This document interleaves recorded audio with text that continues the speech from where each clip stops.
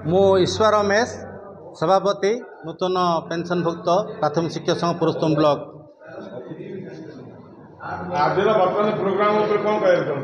Sir आज आम गोटे दीर्घ दिन अपेक्षा करथिबा दीर्घ दिन प्रचलित हो आसुवा गोटे भल कार्यक्रम आम गोटे करूँ।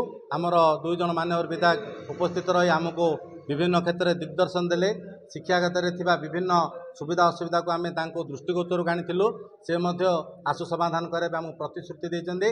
आमर सीनियर जो बीओ सार गिरधर सार अच्छा से बहुत कोऑपरेटिव से आमको बहुत दिग्दर्शन दे एवं आगामी दिन में से आमको साहाय्य करे बोली प्रतिश्रुति देते।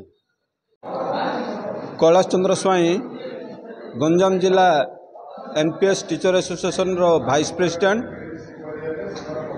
आज आमर वार्षिक उत्सव पुरस्तमपुर ब्लॉक तरफ समस्त शिक्षक को नहीं आयोजन होता। एथिरे समस्त वर्गर शिक्षक एयूपीटीएफ संघर सदस्यता ग्रहण करी गोटे छता तले मंच तले आज एकाठी होई उत्साहर सहित वार्षिक उत्सव पालन करवा हेलु।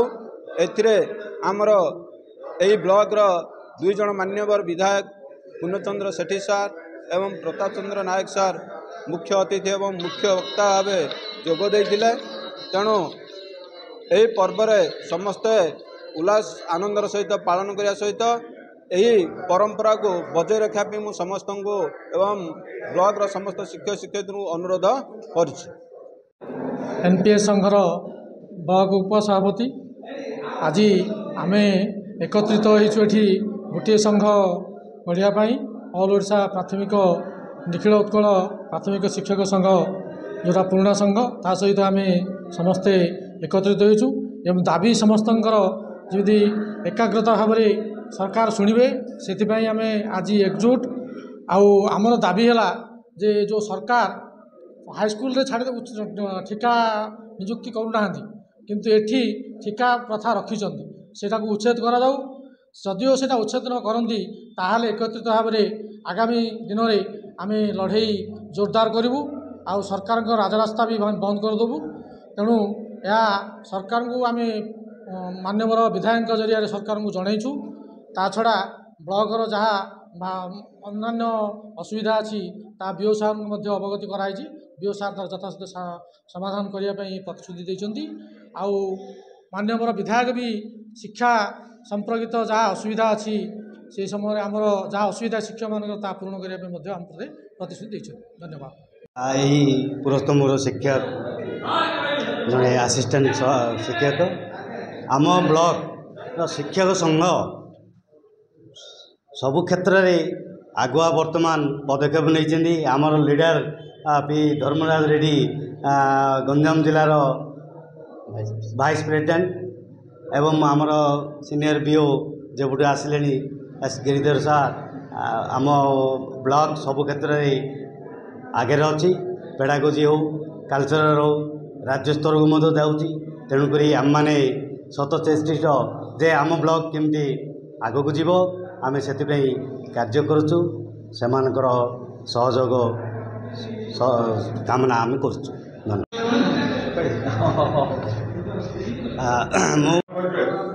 मु Hemant Kumar Behera C R C coordinator association रो सेक्रेटरी।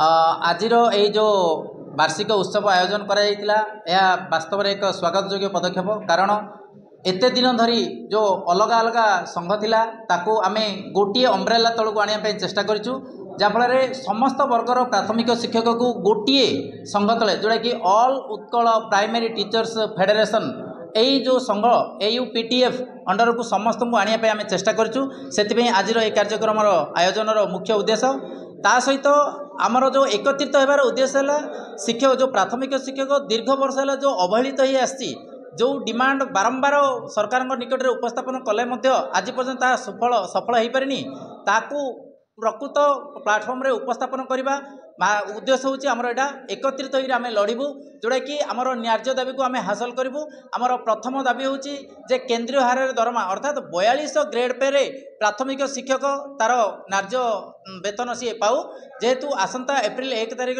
ओडिशा सरकार NEP 2020 इम्प्लीमेंट करने जाऊँगी जहाँफल प्राथमिक विद्यालय आउ एक अलग श्रेणी जोटा कि शिशु बाटिका खोलिया जाऊँगी फल विद्यालय शिक्षक मानकर दायित्व आहरी बढ़ी जाइए से जो भली सरकार उद्देश्य जे NEP 2020 सफल हो से हिसाब से सरकार वेतन में परिवर्तन आसवा निहाती आवश्यक जेहेतु आम राज्य में जो भली प्राथमिक शिक्षक दरमा अच्छी अन्य कौन राज्य में एत कम दरमा प्राथमिक शिक्षक मैंने से जीवन निर्वाह करूना तेणु आमर दाबी होची आज आमर जो 2 जन मान्यवर विधायक उपस्थित अच्छा से आमर स्टैंडिंग कमिटी ऑन एजुकेशन रो मेंबर अच्छा आपण माध्यम आम आमर डिमांड जनाऊँ सरकार निकट में आमर प्राथमिक शिक्षक मानकर डिमांड उपस्थापन करूँ जे प्राथमिक शिक्षक मूल दाबी है 4200 ग्रेड पे से दरमा पाइबे यही उद्देश्य सरकार जदि आमर हासिल करेंगे आम NEP 2020 को